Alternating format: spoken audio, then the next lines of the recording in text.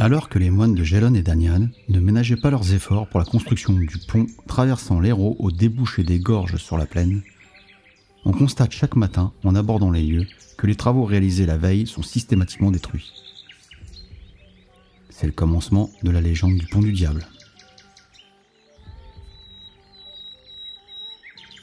Les deux congrégations monastiques comprennent très vite que leur projet subit des entreprises de sabotage nocturne et en appellent à la protection de leur saint patron Guilhem, qui un soir décide de se rendre sur les lieux pour y interpeller les éventuels malfaiteurs.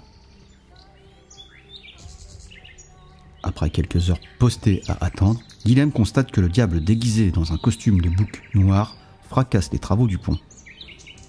Guilhem interpelle alors. « Satan, je t'ai reconnu dans ton ridicule apparat. Pourquoi dévastes-tu ainsi l'ouvrage de mes frères ?» Je n'ai que faire de l'entreprise de tes chiens de serviteurs sur terre. Satan, plutôt que de nous affronter ici, essayons de régler notre contentieux intelligemment. Pour une fois, je suis d'accord avec toi, Guilhem. Alors écoute-moi bien. Je te propose de construire un pont le plus solide qui soit en 3 jours. En échange, tu t'engages à me livrer l'âme d'un de tes chiens de serviteurs. Celle du premier qui traversera le pont sera pour moi et je l'emmènerai avec moi au fond de l'abîme des enfers. Sans répondre aux provocations du diable et avec la plus sereine des assurances, Guilhem lui rétorqua. « L'âme d'un de mes chiens de serviteurs ? Tu ne sauras mieux dire, Satan. Retrouvons-nous en ces lieux dans 3 jours et 3 nuits, lorsque tu te seras exécuté. » Sur ces mots, Guilhem s'en retourna au village.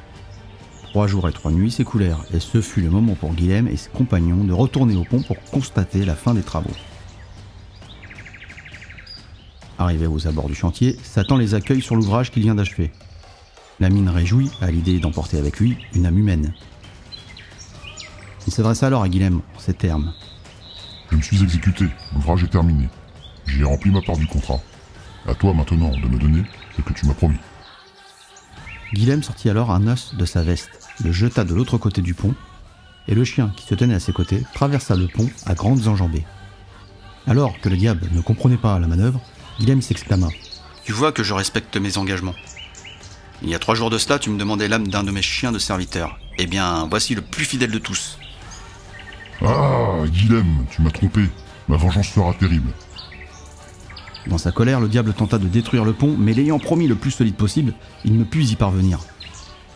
Enfin, comprenant qu'il ne pourrait se venger, il se jeta de dépit dans les eaux de l'Hérault et creusa le gouffre noir dans sa chute.